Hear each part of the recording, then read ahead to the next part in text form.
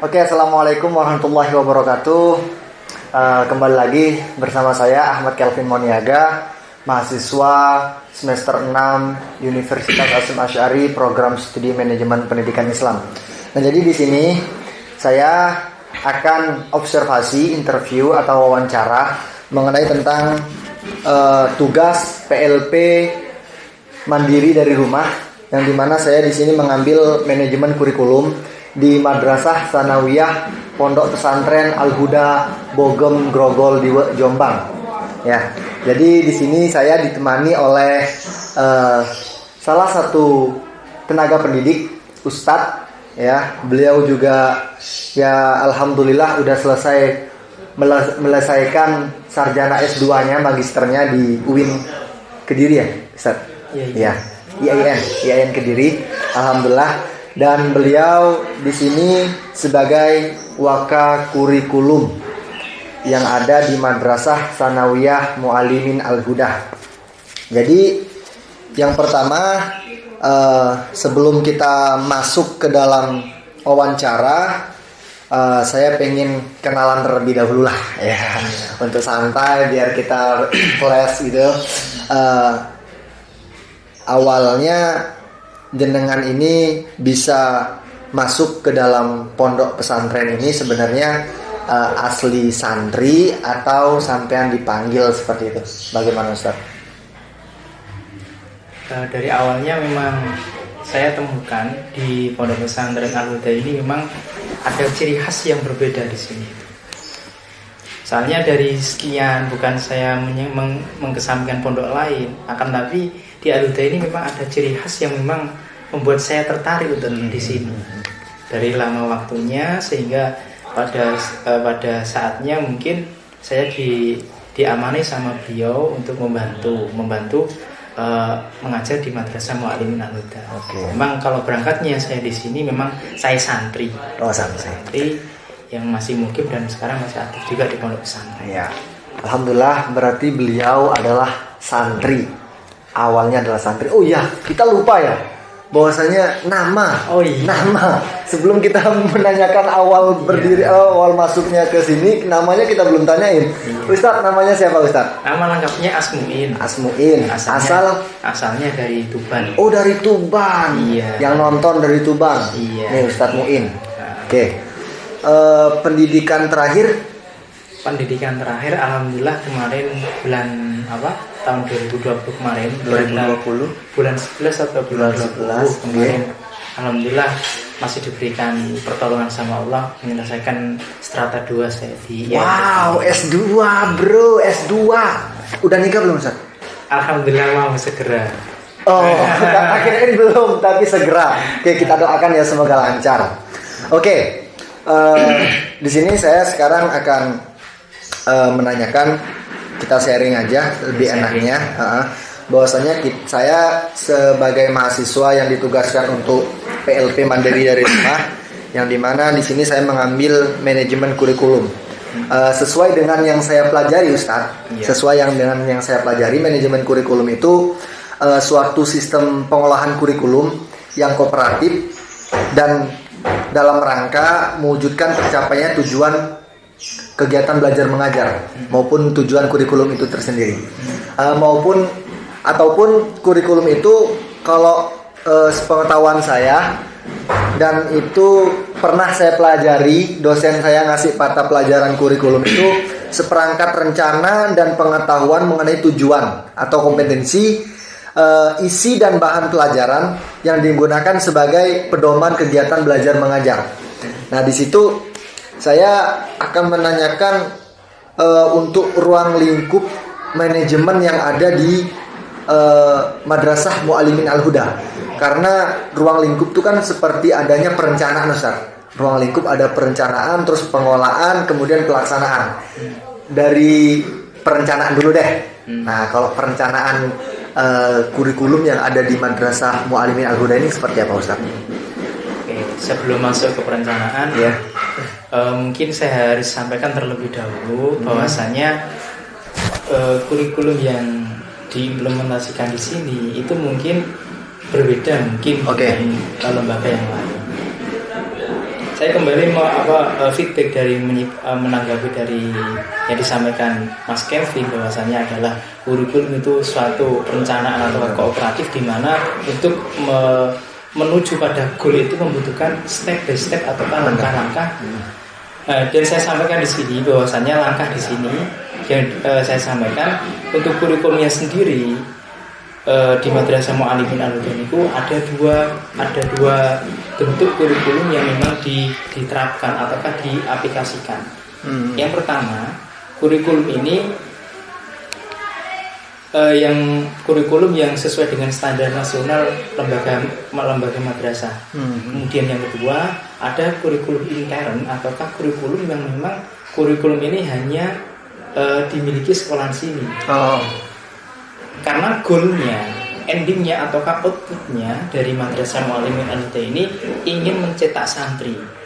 Dalam hal ijazah formal pun kita punya, akan tapi ingin menyisipkan dalam dirinya bahwasanya santri itu paham tentang ajaran-ajaran karakter ataukah bahasanya adalah tentang sekolah, akan tapi dikombinasikan dengan ilmu salaf. Iya. Pada goalnya itu kita arahkan ke sana dulu. Untuk setelah itu kita baru merencanakan. Karena awal perencanaan kalau kita tidak punya gambar secara umum dulu, maka kita membingungkan seperti itu, menimbulkan banyak pertanyaan. Berarti di situ ada dua macam ya, ada intern sama yang standar nasional. Berarti untuk di Madrasah Mu'allimin Al-Huda ini menggunakan secara kurikulum itu kurikulum mandiri, Ustaz ya? Kurikulum mandiri yang dikelola sendiri. Berarti untuk perencanaannya itu kurikulum yang ada di Madrasah Mu'allimin Al-Huda ini lebih ke kurikulum salaf seperti itu, Ustaz. Iya. Untuk kurikulum nasionalnya hanya sebagai penunjang seperti itu, Ustaz. Oke. Berarti perencanaan itu udah diatur jauh-jauh hari, Ustaz. Kalau kita mengulas dari yang saya sampaikan tadi, bahwasanya ketika ingin mengkombinasikan antara kurikulum yang sesuai dengan standar nasional lembaga dengan kurikulum yang kita punya di pesantren dalam hal ini, maka yang pertama langkah yang harus ditinjau adalah dari segi kemampuan, kesiapan, kemudian dan kira-kira mampu nggak kira-kira madrasah ini untuk mengimplementasikan, mengkombinasikan dari dua kurikulum ini. Makanya dari sini melihat dari Madrasah Mu'allimin Al-Huda dan dari embrionya adalah pondok pesantren, maka untuk langkah dalam perencanaan itu sudah dipikirkan matang-matang. Artinya dalam pengelolaan kurikulum di Madrasah Mu'allimin Al-Huda ini bisa dikatakan dalam 75% ini adalah muatannya adalah dari muatan kepesantrenan, yang 25% itu kurikulum nasional ataukah lembaga kurikulum nasional yang diinkludkan dalam pendidikan salaf yang ada di madrasah itu sendiri. Seperti itu. Oke. Saya ada pemahaman di sini untuk manajemen kurikulum yang diterapkan di Madrasah Mu'allimin Al-Huda. Kemudian tadi saya dengar bahwasanya lebih banyak lah itu ke kurikulum mandiri. Nah, kalau lebih banyaknya itu terus sebagai untuk pelaksanaannya, Ustaz, pelaksanaan ke manajemen kurikulumnya, waktu pelaksanaan untuk melaksanakan kurikulum itu tersendiri di sini seperti apa, Ustaz? Mungkin bisa dijelaskan dari awal dia kegiatan sampai mata pelajaran, mungkin seperti itu, Ustaz. Memang resikonya ketika menerapkan kurikulum yang berbeda harus mempunyai yang tadi saya sampaikan.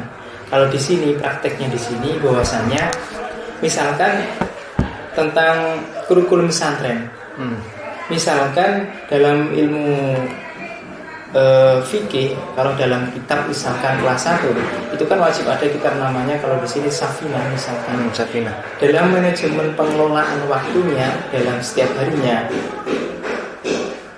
Ustadz yang bidang fikih, itu pelajarannya tadi Safinah, pasti dia menggandeng pelajaran LKS ataukah kurikulum yang ada. Kalau kita tinjau dan kita ulas secara detail, bahwasanya materi yang ada dalam kurikulum nasional Iya. itu sebenarnya sama. Oh, Bukan sama, bahkan itu bisa dikatakan lebih.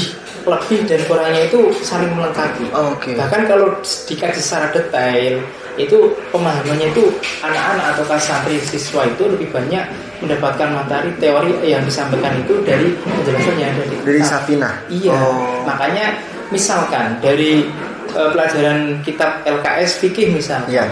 dalam standarnya misalkan alokasi waktunya 2 jam misalkan. Kalau penerapan di sini bukan dikelola. Mungkin yang fikihnya mendapatkan durasi setengah jam, mungkin kemudian yang safinahnya 1,5. 1,5. Karena apa? Dari fikih LKS dan safinah ini adalah salah tujuannya sama dalam membahas tentang fikih, akan tapi perbedaannya apa? Santri tetap bisa melaksanakan pembelajaran ala salafnya, ala pesantren. Dari tujuannya sama untuk tentang fikih. Kadang-kadang santri-santri yang sudah nyaman dengan pelajaran ke pesantren atau kadang lebih enjoy ketika belajar tentang kitabnya. Seperti itu, bahkan ketika santri sudah tentang nyamannya itu LKS itu hanya dibuat untuk bertes, kemudian digunakan untuk pelatihan, seperti itu. Oh, berarti kayak yang saya ambil tadi, kitab, berarti santri di sini tuh lebih menggunakan kitab sebagai alat pembelajaran. Media pembelajarannya lebih menggunakan kitab Safinah itu tadi, contoh fikih itu ya. Terus LKS hanya sebagai penunjang mereka latihan. Oh, seperti itu. Menarik ini, Ustaz. Ini jarang ada di kurikulum untuk lembaga-lembaga yang lain.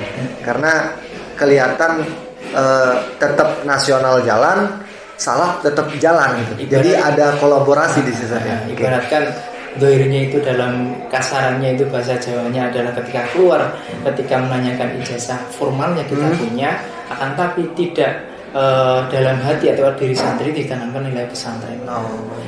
Dari umumnya kita juga legalitasnya juga oke, dari salafnya kita untuk terjun ke masyarakat juga oke. Kalau untuk misalkan tadi kan fikih, yang dimana fikih memang ada kitabnya, Ustadz ya. Kalau misalkan kayak pelajaran umum seperti matematika atau bahasa Indo itu tetap menggunakan LKS itu sendiri sebagai alat pembelajaran atau mungkin ada yang lain, Ustaz? Latar belakangnya kan di sini kan memang madrasah. Madrasah itu kan kental dengan mata pelajaran akidah, kemudian fikih, sejarah. Jadi bentuk pengelolaan waktunya lebih condongnya di sini adalah pelajaran yang bermuatan agama Islam. Untuk alokasi pelajaran yang umum kita normal sesuai standar yang umumnya pada umumnya. Misalkan matematika, kemudian IPA, IPS kita umum, sifatnya alokasi waktunya sama. Kenapa kok fikih LKS dengan Safinah itu dipangkas untuk yang LKS-nya? Yang saya sampaikan tadi bahwasanya lebih banyak ya, lebih banyaknya, dan kalau dikaji lebih detail lagi, lebih materi yang disampaikan itu lebih luas pelajaran Safinah. Seperti itu kalau di sini. Jadi dari perencanaan saya sudah bisa mengambil poin-poin untuk perencanaan kurikulum yang ada di sini, bahwasanya perencanaannya lebih mengedepankan atau lebih untuk lebih membesarkan lah itu di manajemen kurikulum yang madrasah ya, pesantren ketimbang yang nasional. Cuman itu ada kolaborasi di situ. Oke, kemudian untuk pelaksanaannya seperti tadi, bahwasanya untuk kegiatan belajar mengajar lebih menggunakan kitab sebagai alat media pembelajaran. Kemudian LKS itu hanya sebagai penunjang mereka latihan. Tanda kutip kalau materi umum memang standar sesuai dengan. Nah, di situ sudah perencanaan sudah, untuk pelaksanaan sudah. Kemudian kalau mereka mengimplementasikan kurikulum atau melaksanakan kurikulum itu kan pasti ada penilaian, Ustadz ya. Penilaian dari mungkin dari mereka belajar atau dari mereka mengimplementasikan kurikulum itu sendiri. Nah, kalau untuk di Madrasah Muallimin Al-Huda ini pernah saya kaji, Ustadz, pernah saya baca, bahkan di brosur ada. Jadi sistem penilaiannya itu lebih ke adab, nilainya lebih ke adab, ada nilai adab di setiap mata pelajaran. Nah, itu seperti apa, Ustaz? Ini menarik kayaknya, Ustaz. Iya. Kalau dalam psikologi itu kan bentuk penilaian ataukah yang ada dalam diri santri itu kan ada 3. Kalau psikologinya ada kognitif, afektif, sama psikomotor. Kita dalam penilaian 3 ini juga berusaha menilai dari 3 aspek ini. Dari segi kognitif misalkan dari kemampuan siswa, kita juga nilai. Berarti apa menggunakan kalau setengah semester bisa menggunakan PTS, kalau 5 bulan sekali menggunakan PS itu sama seperti sekolah yang lainnya. Kemudian dari segi afektif dan psikomotornya seorang siswa itu dinilai dari halia setiap harinya kita melihat siswa. Keseharian. Karena notabene santri di sini mayoritas adalah santri yang berhubung di pondok pesantren. Jadi akses untuk menilai, akses untuk bertemu, akses sosialisasi, dan akses untuk memberikan penilaian seharusnya ketika dia di luar KPM atau di pondok itu sangat memungkinkan. Seperti itu. Jadi mudah. Jadi lebih condongnya di sini kognitif juga dinilai dari segi ujian dan sebagainya, dari afektif atau psikomotor juga ada penilaian seperti itu.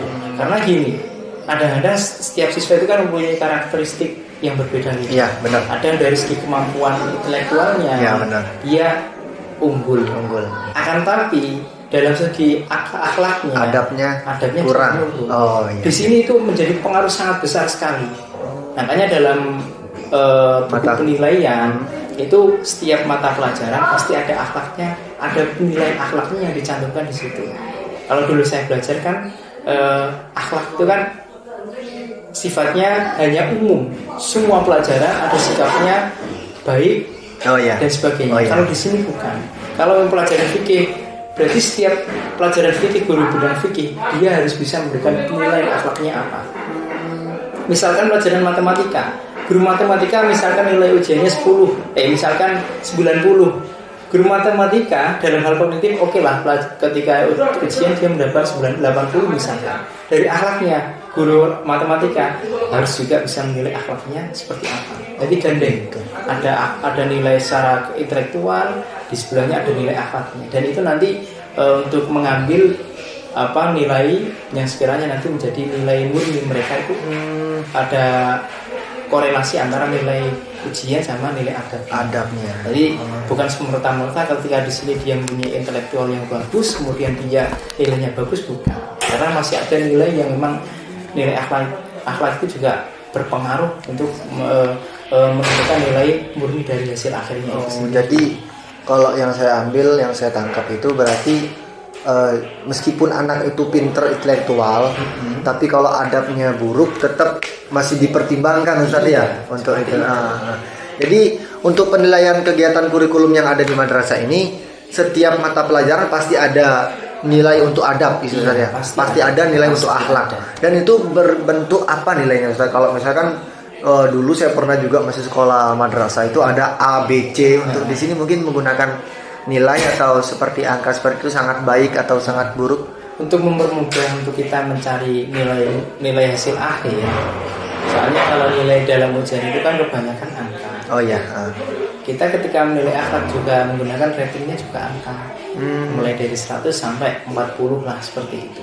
Sebenarnya kalau kita grade-kan antara angka dan ABC itu sebenarnya grade-nya sama kan, tapi main persennya perbedaannya hanya A baik itu aja. Sebenarnya kalau misalkan kita hubungkan A bisa dikatakan 100 bisa, ataukah B nanti grade-nya 90 sampai 90 misalkan dia A misalkan, sebenarnya sama. Cuma kita hanya saja mempermudah agar kita bisa menentukan nilai akhirnya, kita menggunakan angka juga untuk terkait dengan akhlak, menilai akhlak siswa itu sendiri.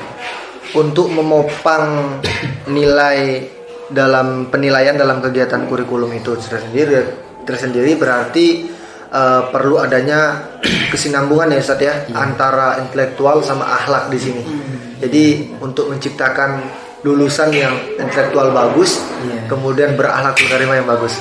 Ini menarik sekali Ustaz buat saya untuk lanjut sebagai bahan penelitian di sini, karena saya lihat tadi dari awal perencanaan bahwasannya menggunakan kurikulum mandiri pesantren, kemudian pelaksanaannya itu lebih menggunakan ya salaf sebagai media pembelajaran, kemudian habis itu untuk LKS sendiri ya alokasi waktunya hanya untuk ya latihan dasar seperti itu mungkin, dan untuk pelajaran yang umum seperti EPS, bahasa Indonesia, matematika biasa alokasinya sama semua, standar gitu.